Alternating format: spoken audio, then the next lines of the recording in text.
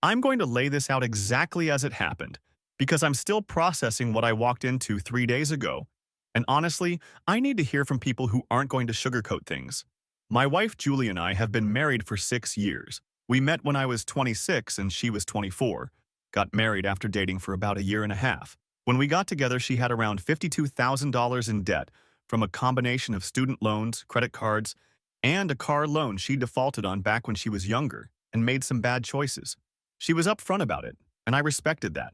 I had my own financial situation to deal with, but nothing like what she was carrying. Over the years, I've been paying down her debt alongside our regular expenses. I work in supply chain management and make decent money. Not rich, but comfortable enough that we could afford a house in a decent neighborhood and still chip away at what she owed. Julie works part-time at a boutique clothing store, mostly because she says retail keeps her busy and she likes the employee discount. Her income barely covers her personal expenses, but I never made it an issue because marriage is supposed to be a partnership, right? Here's the thing, though. For the past year, I've noticed Julie's been different. Not dramatically different, just small things that added up. She started going out more with her sister Imogen on weekends, sometimes until 2 or 3 a.m., which fine. Sisters should spend time together. She got really into her appearance, new workout routine, new clothes. Spent more time on her phone. When I'd ask about her day, she'd give me these short responses like I was interrupting something important. We stopped having real conversations, just surface-level stuff about bills and schedules. I'm not an idiot. I know what it looks like when someone's checked out of a marriage. But I kept thinking maybe she was going through something. Maybe she needed space. Maybe I needed to try harder. So I did. I planned date nights that she'd cancel last minute. I suggested weekend trips that she'd say we couldn't afford. I tried talking to her about us, and she'd say everything was fine. I was overthinking things. She was just tired from work. Then 2 weeks ago, I got my year-end bonus. It was substantial, around $45,000 before taxes. I'd been expecting maybe half that, so when I saw the number, I literally had to check it twice. After taxes, I cleared about $31,000, and when I added what we already had saved, I realized I could pay off the remaining $38,000 of Julie's debt completely. I didn't tell her right away because I wanted it to be a surprise. I know how much the debt stressed her out, how she'd sometimes mention feeling trapped by it. I thought maybe this would be the thing that brought us back together. Showed her I was committed to our future. That we could finally start fresh without that weight hanging over us. Last Thursday, I made the final payments. Paid off the credit cards, cleared the remaining student loan balance, handled the last of the car loan. I got confirmation emails for everything and printed them out. I was planning to tell her over dinner that weekend. Maybe take her to that Italian place she used to love before we got too busy for dates. Thursday evening, Julie came home around 6 p.m. She was on her phone texting someone and barely acknowledged me when she walked in. She went straight upstairs to shower and change. I started making dinner, just pasta and chicken, nothing fancy. While I was cooking, I heard her come back downstairs and go into the living room. Then I heard her talking on her phone. Our house is set up where the kitchen connects to the living room, but there's a half-wall divider with some cabinets. If someone's in the living room and you're in the kitchen, you can hear them pretty clearly, but they can't see you unless they walk around the corner. I wasn't trying to eavesdrop initially. I was just standing at the stove stirring sauce when I heard her say something that made me stop moving. She said Marcus. Just that name. Said it like how you'd say someone's name when you're talking about them with someone who knows exactly who you mean. Then she laughed and said something about Friday. I turned off the burner and just stood there. My wife was talking to her sister Imogen. I could tell from how comfortable and casual she sounded. And she was talking about someone named Marcus like he was a regular part of her life. I need you to understand I wasn't shocked exactly. Like I said, I've known something was off, but hearing actual confirmation hit different. I moved closer to the half wall where I could hear better but stayed out of sight. Julie was going on about how she'd been so good at keeping everything separate, how I never suspected anything. She said once the debt was cleared, she wouldn't have any reason to stay. Her exact words were that now she could finally leave this situation and start fresh with Marcus. No more pretending to care about someone she found repulsive. I just stood there in my own kitchen listening to my wife call me disgusting, listening to her talk about our marriage like it was a prison sentence she'd been serving. Imogen must have said something because Julie laughed again and said she'd been seeing Marcus for almost 8 months. 8 months. While I was working extra hours to help pay down her debt, while I was trying to fix whatever was wrong between us, she was with someone else. Then it got worse. Imogen started talking about making sure Julie got everything she could out of the divorce. And Julie said not to worry. She'd already been moving money around from our accounts. Small amounts I wouldn't notice. She called me an idiot for trusting her with access to everything. But here's what really made my blood run hot. Julie told her sister she was planning to file for divorce on Friday, claim I'd been abusive, get a restraining order, take the house. She said she'd already talked to a lawyer friend of Marcus who told her exactly how to play it. She said once she accused me of abuse, no one would question her taking everything. I'm standing in my kitchen listening to my wife plot to destroy my life, to lie about me hitting her, to steal our house. And the whole time she's laughing about it with her sister like it's the funniest thing in the world. I didn't storm in there. I didn't confront her. I just stood there thinking about every single thing I'd done for her, every sacrifice I'd made, every time I'd believed her when she said everything was fine. And something in me just went cold and clear. I knew exactly what I needed to do. I went back to cooking like nothing happened. When dinner was ready, I called her to the table. We ate together like we had 1,000 times before. She was on her phone most of the meal. I asked how her day was. She said fine. I asked if she had plans for the weekend. She said probably hanging out with Imogen. I just nodded and kept eating. After dinner, she went upstairs to bed early. Said she had a headache. I stayed downstairs and started making calls. First to my brother Simon, who's a paralegal.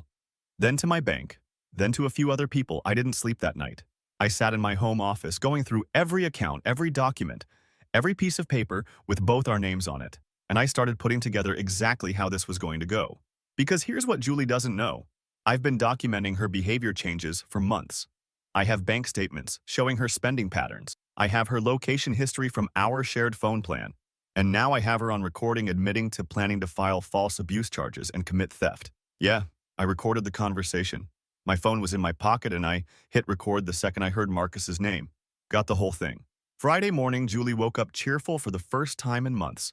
She was humming while getting ready for work, probably thinking about her plans, about her new life with Marcus, about taking everything I'd worked for. I watched her leave for work, watched her drive away in the car I'd helped her buy. Then I got started. Update coming. This is going to get worse before it gets better. Update 1. Okay, so the response to my last post was overwhelming.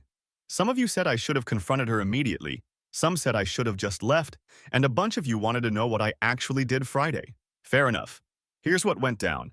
And honestly, it's gotten more complicated than I expected. Friday morning after Julie left for work, I had about 8 hours before she'd be home. My brother Simon came over around 8 a.m. and we got to work. For those who asked, yes, Simon's a paralegal, but more importantly, he's been through a nasty divorce himself about 3 years ago, so he knows exactly how these things can go sideways. He's also the only family I have nearby since our parents retired to Arizona 2 years back. First thing we did was go to the bank. I removed Julie from all our joint accounts and moved the money into a new account in just my name. Before anyone jumps down my throat about this, the money in those accounts was 100% my income. Every single deposit for the past 6 years came from my paychecks.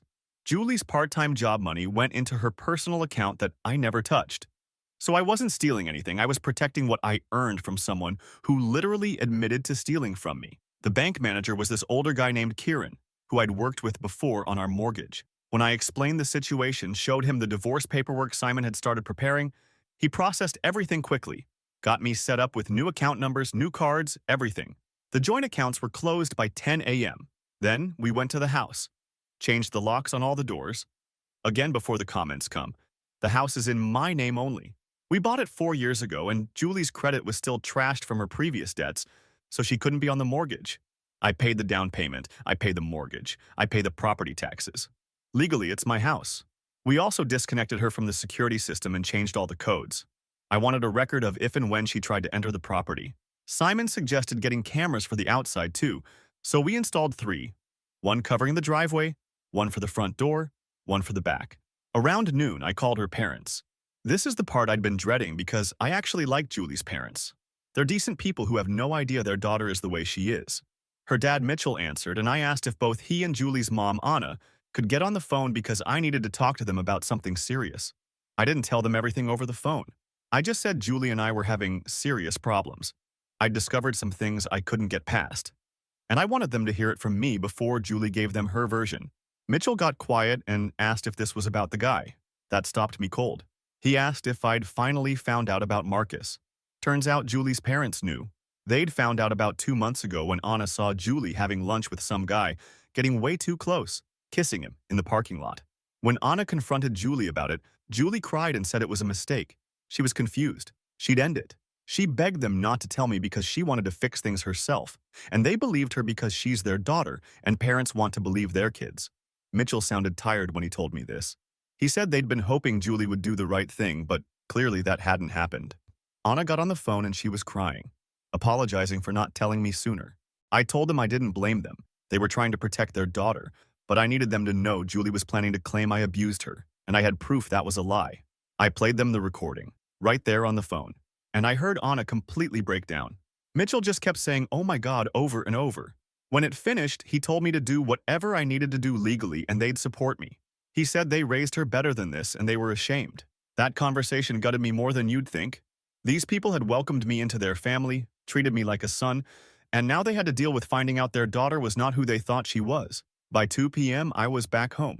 I'd also called Julie's work and asked to speak to the manager. Told her there was a family emergency and Julie needed to come home immediately. The manager said she'd let Julie know right away.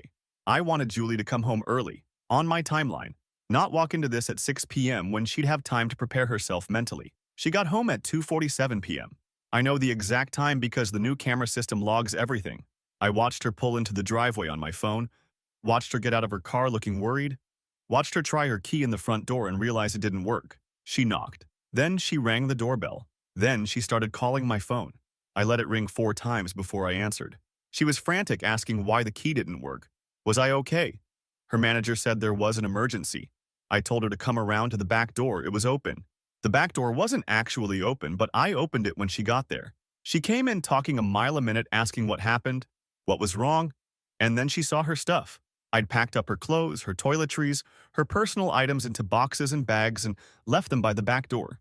Not everything, just enough for a few days. The message was clear. She stopped talking, just stared at the boxes, then looked at me, asked what this was. I told her I knew about Marcus. Watched her face go through about 5 different expressions in 3 seconds. Shock, fear, confusion, then this attempt at innocent concern. She tried to say Marcus, who, like I was confused, like maybe I'd gotten some wrong information from somewhere. I just looked at her and said I heard her. Thursday night, talking to Imogen, heard every single word about leaving me, about Marcus, about stealing money, about planning to lie and say I hit her. The color drained from her face, like literally went pale. She tried to stammer something about it not being what I think. She was just venting. She didn't mean any of it. I asked if she meant the part about finding me repulsive or the part about falsely accusing me of abuse. Which part exactly didn't she mean? She started crying. Real tears, the works. Saying she'd made mistakes, but she loved me. She was confused. Marcus was just someone she talked to when we were having problems. I asked how you talked to someone for 8 months without it being an affair. She said it wasn't physical. They'd only met up a few times. It was mostly just texting and calls. I pulled out my phone and played the recording. Her own voice coming through the speaker talking about leaving, about starting fresh with Marcus, about me being disgusting, about taking everything in the divorce. She lunged for my phone, actually tried to grab it out of my hand. I stepped back and she nearly fell. She was screaming that I couldn't record her without permission. That was illegal. I had no right. I told her in our state you only need one party consent for recordings, and I was that party. She switched tactics immediately, said she was going to call the police. I was holding her belongings hostage. This was illegal eviction. I told her to go ahead and call them. Told her I'd play them the recording of her admitting to planning to file false abuse charges. Asked her how she thought that would go over. She called anyway. Stood right there and called 911. Said her husband had locked her out of her home and was refusing to let her get her belongings. I didn't stop her, just waited. 2 officers showed up about 20 minutes later. Julie was still crying, telling them I'd changed the locks. I was keeping her things. She lived here and had rights. One of the officers was this younger guy who seemed ready to take her side immediately. The other was an older woman who asked me for my side. I showed them the deed to the house in only my name. Showed them the boxes of Julie's belongings I'd already packed for her. Explained calmly that we were separating and I was allowing her to take her personal items, but she no longer had permission to be in my home. The female officer asked if there was any domestic violence involved. Julie immediately said yes. I'd been controlling and abusive for years.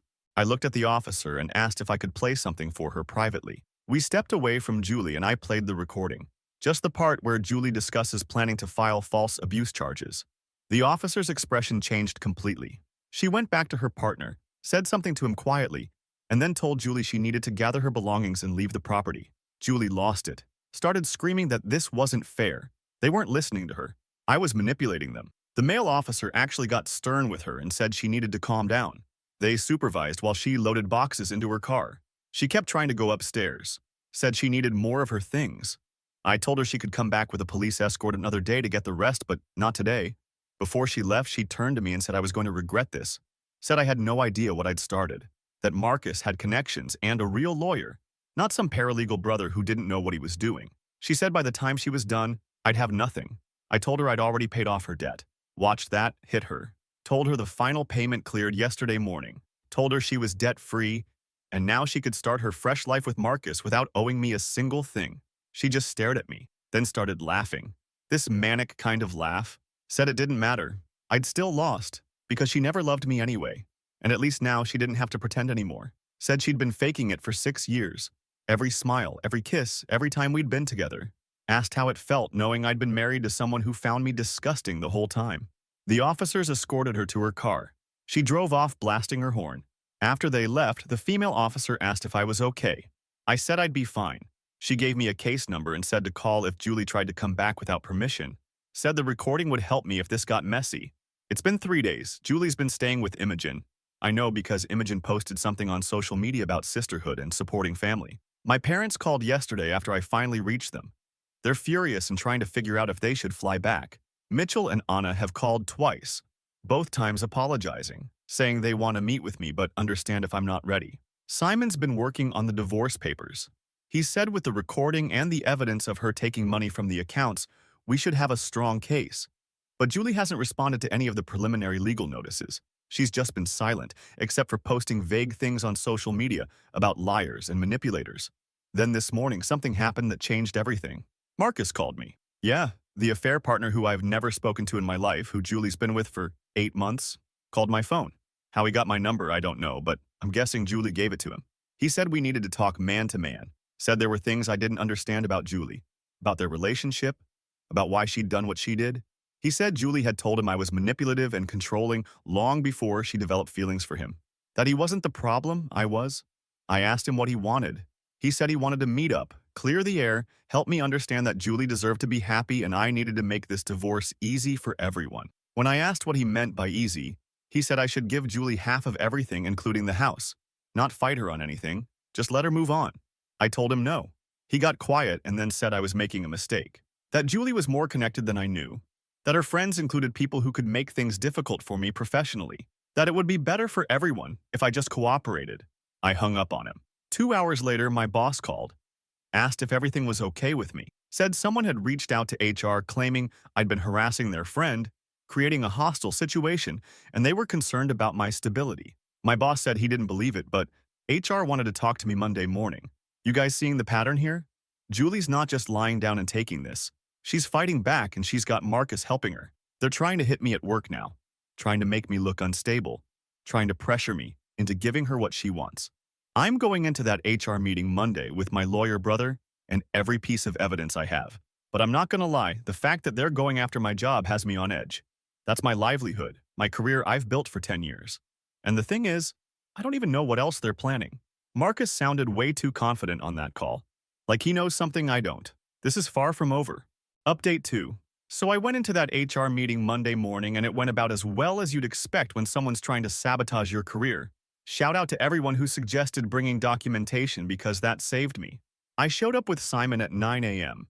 HR was this woman named Carol, who I'd maybe spoken to twice in 10 years.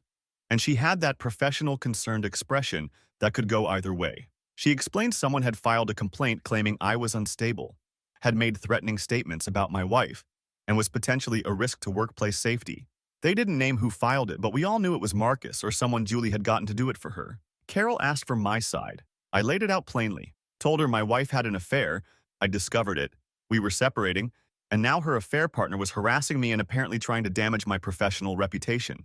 Simon handed over a folder with the police report from Friday, the recording transcript, and a timeline of Marcus's call threatening professional consequences if I didn't cooperate with the divorce. Carol's expression changed as she read through it. She asked if I had the actual recording and I played it for her. Just the relevant parts about Julie planning false abuse allegations and Marcus's threatening phone call. When it finished, she closed the folder and said she'd need to escalate this to legal, but from what she could see, I was the victim of harassment, not the perpetrator. She also said something that caught my attention, asked if the person who filed the complaint was named Marcus Reeves. When I confirmed that was Julie's affair partner, she nodded and said he'd applied for a position in our company about 6 months ago but didn't get it. That hit me sideways. Marcus had tried to get a job at my company. 6 months ago would have been right around when he and Julie started their affair. I asked if she could tell me what position he'd applied for. She checked her computer and said it was for a senior management role in my department, one that I'd been in consideration for but ultimately didn't get because they hired someone external. But Marcus hadn't gotten it either. That's when something clicked. Julie started acting different about a year ago, but the real change happened around 8 months ago, right when she met Marcus. And Marcus had applied to work at my company, tried to get a position that would have put him in direct proximity to me. This wasn't just an affair. Marcus knew who I was before he ever got involved with Julie. Simon and I left the meeting with Carol saying she'd handle the complaint and Marcus would be flagged if he tried to contact the company again.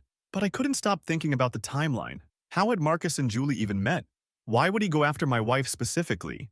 I called Mitchell on the drive home, asked him if he knew anything about how Julie met Marcus. He said he didn't know much, just that Julie had mentioned meeting him at some networking event she went to with Imogen. That didn't sit right. Julie doesn't do networking events. She works part-time retail, not exactly a field that requires professional networking. When I got home, there were 3 missed calls from Julie. No voicemails, just calls. Then she started texting. Said we needed to talk. She'd made mistakes, but I was taking things too far. I'd humiliated her in front of the police and her family. She deserved better than this. I texted back asking what she wanted to talk about. She said we should meet somewhere neutral, have an actual conversation like adults. I suggested the parking lot at the shopping center near our house, public space with cameras. She agreed to Tuesday afternoon. Tuesday, I got there first, parked near the entrance of a department store where there'd be foot traffic. Julie pulled up 10 minutes later in Imogen's car. She got out and she looked rough. Hair pulled back, no makeup, wearing sweats. Not like the Julie who'd been so cheerful Friday morning planning her new life. She walked up to my car and I rolled down the window but didn't get out. She asked if we could sit somewhere and talk. I said we could talk right here. She looked around at the people walking past and said fine. She started with how I'd ruined everything, how she'd been planning to handle the separation maturely, but I'd forced her hand by changing the locks and humiliating her. I asked how she'd planned to handle it maturely when she was literally planning to file false abuse charges. She said she'd only been venting to Imogen. She wouldn't have actually done it. I'd taken that conversation out of context. I asked about the money she'd been stealing from our accounts. She said it wasn't stealing. It was her protecting herself financially because she knew I controlled everything. Said I'd always held money over her head. Made her feel small for not earning as much as me. That was complete garbage, and I told her so. I'd never once made her feel bad about the income difference. I'd paid off her debt without complaint. She latched onto that. Said the debt was exactly the problem. That I'd held it over her for 6 years. Made her feel like she owed me, like she couldn't leave, even when she was unhappy because she'd still be buried in payments. Said I'd kept her trapped financially and she'd needed to find a way out. I asked when exactly she'd become unhappy. She said probably 2 years into the marriage. Said I was boring, predictable, had no ambition beyond my middle management job. That she'd married me thinking I'd be more than I turned out to be. She'd thought I'd be driven, successful, someone she could build a life with. Instead, I was just comfortable being average. That genuinely got to me. Not because it hurt, but because it was so ridiculous. I'd worked my way up in my company, I made good money, we had a nice house in a safe neighborhood. But apparently that wasn't enough because I wasn't some high-powered executive. I asked if that's what Marcus was. Some successful, ambitious guy who made her feel special. She said Marcus understood her in ways I never could. He was confident, well-connected, had plans for his future. He treated her like an equal partner instead of a charity case he'd rescued from debt. I pointed out that Marcus had tried to get a job at my company and failed. Asked her if she knew that. She blinked. Said of course she knew. He'd mentioned applying places. I asked if she knew it was specifically a position in my department. She went quiet. Told her Marcus had known exactly who I was before he ever got involved with her. Asked her how they really met. She insisted it was at a networking event, but her voice got defensive. I pushed. Said it was a strange coincidence that her affair partner just happened to have applied to my company right before they started seeing each other. She said I was being paranoid. That Marcus had his own career in life. Her relationship with him had nothing to do with me or my job. I asked why he'd called me then. Why he'd threatened to damage my career if I didn't cooperate with the divorce. Why he'd filed that HR complaint. She said she didn't know anything about that. Said Marcus had probably just been trying to help her, trying to make me see reason. I asked what reason there was in lying to my employer. She said I was twisting everything, making her and Marcus look bad when really I was the problem. Said if I'd been a better husband, she never would have needed to look elsewhere. We went in circles like that for 20 minutes. Her blaming me pointing out her lies, her deflecting and making excuses.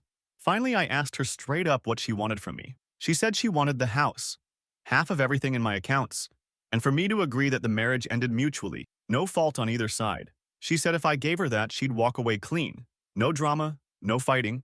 Said Marcus had a lawyer, ready to draw up papers that would make it simple.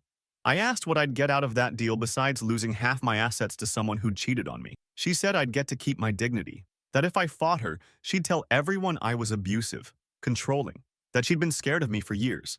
Said people would believe her because women are always believed in these situations.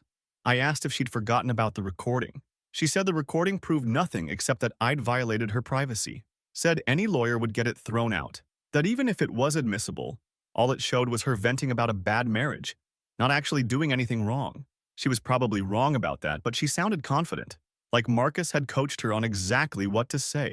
I told her no. Told her she'd get nothing from me beyond what the law required in the divorce, which, in our state with her infidelity on record, would be basically nothing. She said I was making a huge mistake, that Marcus had friends, connections, ways of making my life difficult that I couldn't imagine. I asked what kind of connections. She said she wasn't going to explain his entire network to me, but I should know he wasn't someone to cross. That he'd helped other people through difficult situations and knew how to handle men like me who thought they could control everything. That phrasing stood out. Other people through difficult situations. I asked what that meant. She realized she'd said something she shouldn't have and tried to backtrack. Said it didn't matter. She wasn't going to discuss Marcus's personal business with me. We ended the conversation there. She got back in Imogen's car and left. But that phrase kept bugging me. Other people through difficult situations. Like this was something Marcus had done before. I called Simon and told him everything. He said we needed to find out more about Marcus, not through illegal means, just public records, social media, whatever we could access legitimately. He said if Marcus had a pattern of getting involved with married women that could be relevant. Wednesday, I focused on Marcus. Found him on social media pretty easily. He's 35, works as an independent business consultant. Lots of photos of him at professional events, golfing, nice restaurants. His profile made him look successful, but something about it felt manufactured. Too polished, too perfect.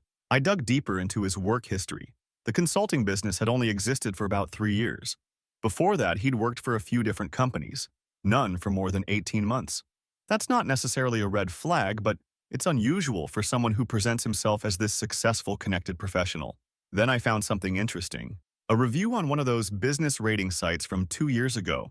A woman had left a 1-star review of his consulting services saying he'd approached her about business opportunities but was really trying to start an inappropriate relationship.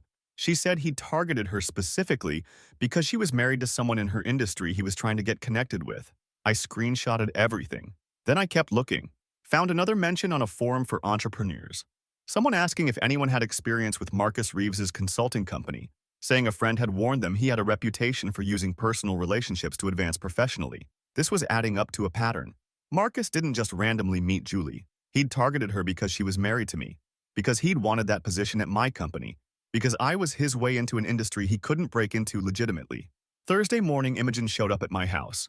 Just appeared at 7 a.m. pounding on the door. I opened it and she was furious.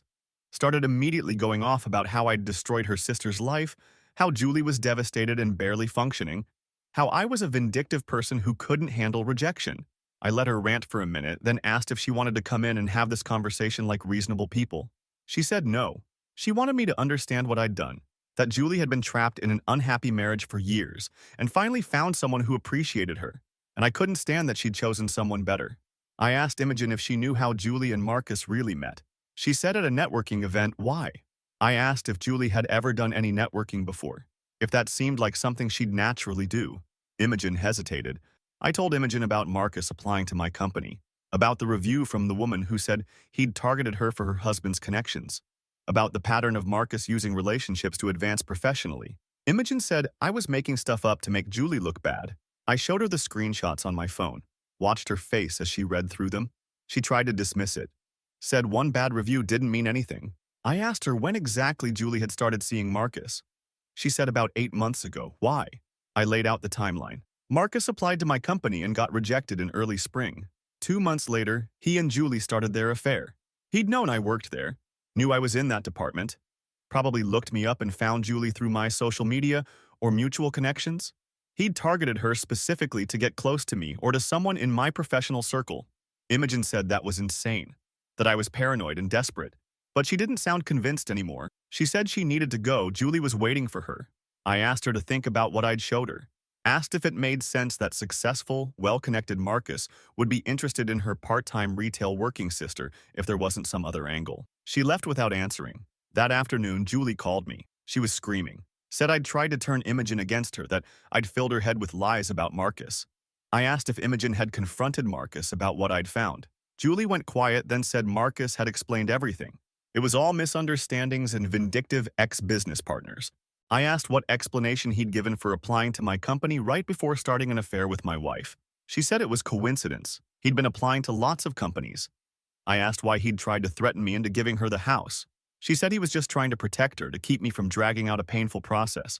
She sounded less certain now, though, like maybe some doubt had crept in. I asked her if she'd ever questioned why Marcus wanted her.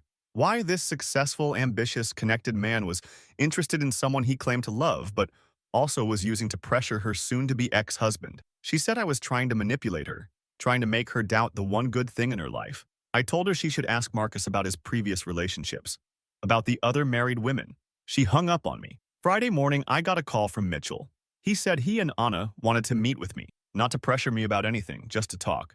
We agreed to meet at their house Saturday morning, but Friday afternoon something happened that changed the whole situation again. Marcus showed up at my workplace. Yeah, the guy who'd filed a false HR complaint came to my office building. Security called me and said someone named Marcus Reeves was in the lobby asking to speak with me. I told them to let him wait. I'd be down in 10 minutes. I called Simon first. Told him what was happening. He said not to meet with Marcus alone, not to say anything that could be used against me later. I said I'd be careful. When I got down to the lobby, Marcus was standing near the reception desk. He's tall, good-looking, in that generic professional way, wearing an expensive suit. He smiled when he saw me, held out his hand like we were about to have a friendly business meeting. I didn't shake it. Asked what he was doing here. He said we needed to have a real conversation man-to-man, without all the games and intermediaries. I said anything he wanted to say could go through lawyers. He said that was exactly the kind of attitude that was making this harder than it needed to be. He suggested we grab coffee somewhere. I said no. He asked if we could at least sit in the lobby and talk. I said he had 5 minutes and we weren't sitting. He started with how Julie deserved better than what I'd given her, how she'd been unhappy for years but stayed because of financial dependence I'd created. I cut him off and asked why he'd applied to work at my company. His smile faltered. He said he'd applied to many companies. I asked why he'd specifically wanted a position in my department. He said that's where his skills fit. I asked if he'd known Julie before or after he'd applied. He said after. Their relationship had nothing to do with my workplace. I asked about the woman who'd left the review, about him targeting married women. His expression went cold. He said people spread lies when they felt rejected, that he'd been successful in his career and that made people jealous. I told him I knew he was using Julie, that he'd targeted her to get close to me or my professional network, that everything he'd told her about connections and helping her was manipulation. He said I was delusional. Then he shifted tactics. Said even if I was right about his motives, which I wasn't, it didn't change the fact that Julie wanted out of the marriage, that she'd chosen him over me, that I should accept that and move on instead of dragging her through a brutal divorce. I asked what Julie had promised him, what she'd told him she could get out of this divorce. He said he didn't know what I meant. I asked if she'd told him about the house, about the money she thought she could take, asked if that was his payment for helping her. He said he was done with this conversation, that I'd regret not taking his advice, that he had ways of making sure the divorce went very differently than I was planning. Then he walked out. I went back upstairs and immediately wrote down everything he'd said, emailed it to Simon. He responded within minutes, saying Marcus showing up at my workplace could be considered harassment and we should file a police report. But here's what I'm realizing. Marcus isn't just Julie's affair partner. He's someone who's done this before, who targets specific people for specific reasons, who uses relationships as leverage. And Julie either doesn't know or doesn't care because she's getting what she wants out of it too. The meeting with Mitchell and Anna is tomorrow. Simon says we need to start thinking about how to prove Marcus's pattern because that could be crucial in showing Julie's affair wasn't just about her being unhappy. it was part of a calculated move Marcus orchestrated. And Julie? She's texted me 6 times since yesterday. Says she wants to talk again. Says Marcus has been acting strange since Imogen confronted him. Says she's confused and needs me to stop turning everyone against her. Final update. So here's how everything fell apart for Julie and Marcus. And yeah, it fell apart spectacularly. Saturday morning, I went to Mitchell and Anna's house. They live about 40 minutes away in this quiet suburban neighborhood, the kind of place where they've been for 25 years and know all their neighbors. Anna answered the door, and she looked like she'd aged 5 years in a week. She hugged me, which I honestly wasn't expecting. Mitchell was in the living room, and we all sat down. Anna made coffee that none of us really drank. Mitchell started by saying they'd talked to Julie several times since everything happened, and each conversation left them more disappointed. He said Julie had been defensive, blamed me for everything, refused to take any responsibility for her choices. Anna said they'd asked Julie point blank about Marcus and the affair. Julie had admitted to it, but said it was my fault for being a bad husband, for not giving her what she needed emotionally or financially. Anna looked at me when she said this and apologized again for not telling me sooner what they'd seen. I asked if they'd met Marcus. Mitchell said once, briefly. Julie had brought him to a family barbecue about a month ago and introduced him as a friend from a professional group. Mitchell said he'd seemed polished, but fake, the kind of person who says all the right things but you can tell they're performing. Anna said she'd gotten bad vibes immediately but hadn't wanted to judge. Then I told them what I'd found out about Marcus.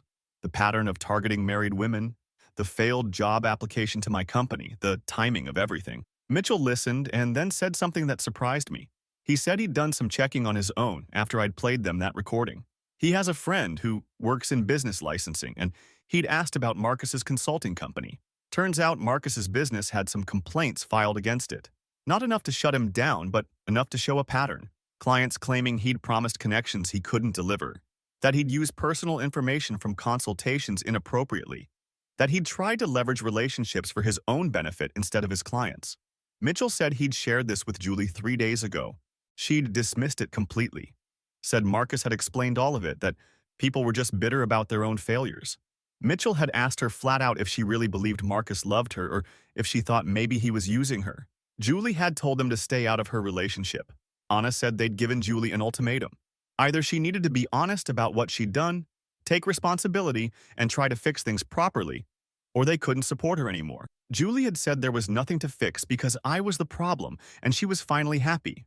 She'd said if they chose me over her, then they were showing their true colors. Mitchell looked at me and said they were choosing honesty over their daughter's lies, that they'd always love her but they couldn't enable this behavior. They said if I needed them to provide statements for the divorce proceedings, they would. We talked for another hour about logistics. They asked about the house, the assets, how the divorce would proceed. I explained that with the recording and evidence of the affair, plus Julie's plans to file false abuse charges, I had a strong case. Simon was handling everything, and we'd filed the official papers the day before. Julie had been served Thursday at Imogen's apartment. Anna asked about Imogen. I told them Imogen had shown up at my house, that I'd showed her the information about Marcus, but I didn't know if it had changed anything. Mitchell said Imogen had always enabled Julie's worst impulses, made excuses for her, so he wasn't surprised she was still supporting her. Before I left, Anna hugged me again. She said she was sorry they'd raised someone capable of treating me this way. I told her it wasn't their fault.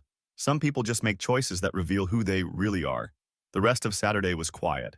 Julie texted me twice asking to meet again. I didn't respond. Simon called in the evening and said the divorce papers were filed, and we had a court date set for 6 weeks out. He said given the evidence, we'd likely get an uncontested judgment in my favor. Sunday morning, Julie called me. Not texted, called. I almost didn't answer, but something made me pick up. She sounded off. Not angry or manipulative, just defeated. She said Marcus had broken up with her.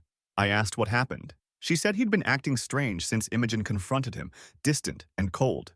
Then Friday night after I'd talked to him at my workplace, he'd called Julie and said they needed to take a break, that things were getting too complicated, that he needed space to figure some things out. She'd tried to argue, but he'd been firm. Saturday, Marcus had texted her saying he thought they should end things permanently, that the situation with me had made him realize he wasn't ready for this level of drama, that he cared about her, but it wasn't working out. Julie was crying on the phone, asking me if I understood what this meant. She'd left our marriage for him, and now he was abandoning her. I asked what she expected me to say. She said she didn't know. Maybe that I understood how it felt to be abandoned by someone you loved. I asked if she'd ever actually loved me. She went quiet. Then she said she'd love the idea of me, the stability, the security, but not actually me as a person. Said she'd realized early on we weren't compatible, but by then she was in too deep with the debt and couldn't leave. I asked why she didn't just talk to me, why she didn't say she wanted out before starting an affair, before planning to destroy me with false allegations. She said because she knew I'd make it hard financially, that I'd use the debt against her. I pointed out I'd literally just paid off her debt without her even asking. She said that was the problem, that I'd done it without asking what she wanted. Like I always did everything, made decisions for both of us, decided what was best, never gave her a real choice. I said that was a revisionist history, that I'd paid the debt because I thought it would help her, help us. She said it just made her feel more trapped. We went in circles for 20 minutes, her trying to justify everything, me pointing out the holes in her logic. Finally, she asked if there was any way we could work this out. Not get back together, she knew that was done, but maybe handle the divorce more amicably. I asked what that meant to her. She said maybe we could split things more evenly, both walk away with something. I asked why I would do that when she'd cheated, stolen from me, and planned to lie about abuse. She said because I was a good person, and good people don't destroy someone when they're already down. I told her she'd tried to destroy me first, that every consequence she was facing was because of choices she'd made. She started crying harder and said I was being cruel, that I knew she had nowhere to go now, no money, no job security. I asked what she meant about job security. She said her manager at the boutique had called her in Friday for a meeting. Apparently, someone had contacted the store and told them Julie had been stealing merchandise and giving unauthorized discounts to friends. The manager had checked the inventory records and security footage and found evidence of both. Julie said she'd only taken a few things and given her friends small discounts, nothing major, but the store had a zero-tolerance policy. They'd fired her on the spot. I asked who had contacted the store. She said she didn't know, but she assumed it was me. I told her it wasn't, which was true. I'd been focused on the divorce and Marcus. I hadn't even thought about her job. But clearly someone had. And based on Julie's earlier comments about Marcus having connections, I had a pretty good guess who. Marcus had been covering his bases, making sure Julie had nothing to fall back on, no financial stability, no options. So she couldn't come after him later claiming he'd promised her things. He'd burned her bridges for her. I told Julie my theory. She said I was wrong. Marcus wouldn't do that to her. I asked why she thought Marcus was any different with her than he'd been with the other women he'd targeted. She hung up on me. Monday, I went to work and focused on my job. The HR situation had been resolved in my favor, and Carol had actually apologized for the company having to put me through that meeting. Things felt almost normal except for the constant buzzing of my phone with texts from Julie. She was spiraling. The texts went from begging me to reconsider the divorce terms to angry accusations that I'd orchestrated her job loss to desperate messages about not knowing what to do. I didn't respond to any of them. Tuesday evening, Imogen showed up at my house again. This time she looked different. Tired, uncertain. She asked if we could talk and I said yes. We sat in the driveway because I wasn't letting her in the house. She told me Julie had been staying with her, but it was becoming a problem. Julie was a mess, crying constantly, calling Marcus repeatedly even though he'd blocked her number. She'd started drinking heavily, and Imogen didn't know how to help her. She asked if I would consider talking to Julie, maybe helping her find a therapist or something. I asked why that was my responsibility. Imogen said because I was the one who'd started all of this by refusing to just let Julie leave peacefully. I asked if she was serious. If she really thought I should have just accepted being cheated on, stolen from, and falsely accused of abuse without defending myself. Imogen said when she put it like that, it sounded bad, but Julie had her reasons. I asked what possible reason justified planning to lie about domestic violence. Imogen said Julie had been scared of how I'd react, scared I'd take everything from her. I pointed out that was exactly what Julie had been planning to do to me. Then I asked Imogen if she'd confronted Marcus about what I'd shown her. She said yes. She'd gone to his apartment Sunday. He denied everything at first. Then when she'd pushed, he'd admitted he'd known who I was when he met Julie. Said he'd been networking in the industry, and Julie had seemed like someone who could introduce him to the right people. Imogen said she'd asked if he'd actually cared about Julie at all.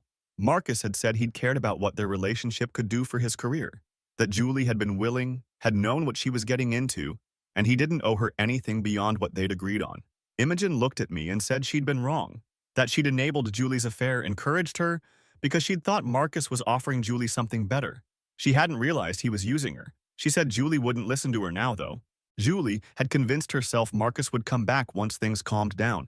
I asked Imogen what she wanted from me. She said she didn't know. Maybe to understand that Julie was suffering, that this had all spiraled beyond what anyone had planned. I said Julie had planned to destroy my life and now she was upset her plans had backfired. That wasn't suffering. That was consequences. Imogen left. Said she'd tried. Wednesday morning, Mitchell called. He said Julie had shown up at their house Tuesday night. She'd been drunk, crying, demanding they help her.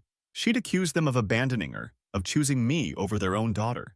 Mitchell had tried to talk to her calmly, but she'd gotten aggressive, started throwing things, screaming. He'd told her she needed to leave and get herself together. Julie had said she had nowhere to go. Imogen was kicking her out. Mitchell had said that wasn't his problem. She'd made her choices and needed to deal with them. Julie had called them terrible parents and said she'd never forgive them. Anna had tried to give Julie money for a hotel, but Julie had thrown it back at her, said she didn't want their pity money. Then she'd left. Mitchell said they hadn't heard from her since, and he was honestly worried, but didn't know what else they could do. Thursday morning, I got a call from Simon. He said I needed to come to his apartment immediately. He sounded tense. I drove over, and when I got there, Simon answered the door and said Julie was inside. She'd shown up at 6 a.m. in pajamas, no coat despite it being November and cold. Her makeup was smeared, her hair was a mess. She'd been banging on his door screaming that she needed help, that she was homeless, that her family had disowned her, that she'd been fired and had nowhere to go. Simon had let her in because she was causing a scene and his neighbors were coming out of their apartments. He'd given her water and a blanket and called me. Julie was sitting on Simon's couch wrapped in the blanket staring at nothing. I sat down across from her. She looked at me and said she'd lost everything. Her marriage, Marcus, her job, her family, her place to live. She said Imogen had told her yesterday she needed to find somewhere else to stay because her constant drama was affecting Imogen's own life. I asked why she'd come to Simon's apartment. She said because she didn't know where else to go. She'd tried calling friends, but no one would take her in. She'd tried getting a hotel, but her credit cards were maxed out and she had no money. She'd spent Tuesday night in her car, but it was too cold. She looked at me and asked if I was happy now, if this was what I'd wanted. I said what I'd wanted was a faithful wife who didn't try to destroy me. What she'd wanted was to leave me for Marcus and take half my assets. Neither of us got what we wanted. She asked if I'd let her stay at the house just until she figured something out. I said no. She started crying again and said I was heartless, that I was watching her lose everything and felt nothing. I said she'd planned to do worse to me and felt nothing then either. Simon stepped in and said Julie needed to contact social services, look into shelters, reach out to her family again. Julie said her family had made it clear she wasn't welcome. Simon said then she needed to figure out her next steps because she couldn't stay at his apartment. Julie looked at both of us and said we were both just going to let her be homeless. Simon said she'd created this situation and now she needed to take responsibility for fixing it. Julie said she'd made mistakes, but she didn't deserve this. I asked if I deserved what she'd planned to do to me. She didn't answer, just pulled the blanket tighter and stared at the floor. Simon called a crisis service while I sat there. They said they could send someone to pick Julie up and take her to a shelter that helped women in transition. Julie said she didn't want to go to a shelter. Simon said those were her options. The crisis worker showed up an hour later. Julie left with her, still wearing pajamas, still crying. She looked back at me before she got in the car and I didn't see anger or blame, just emptiness. After she left, Simon asked if I was okay. I said I was. He said it was rough seeing someone fall apart like that even when they brought it on themselves. I said she'd planned far worse for me and never felt guilty about it. This was just reality catching up to choices she'd made. The divorce went through 3 weeks later. Julie didn't contest anything. She didn't show up to the hearing, didn't respond to the settlement terms, just signed everything her court-appointed lawyer put in front of her. I got the house, all the assets, everything. She got nothing because she'd waived her right to any claims by not participating in her own defense. I heard from Mitchell 2 months later. He said Julie had eventually gotten a job at a fast food place, was living with a roommate she'd found through an online ad.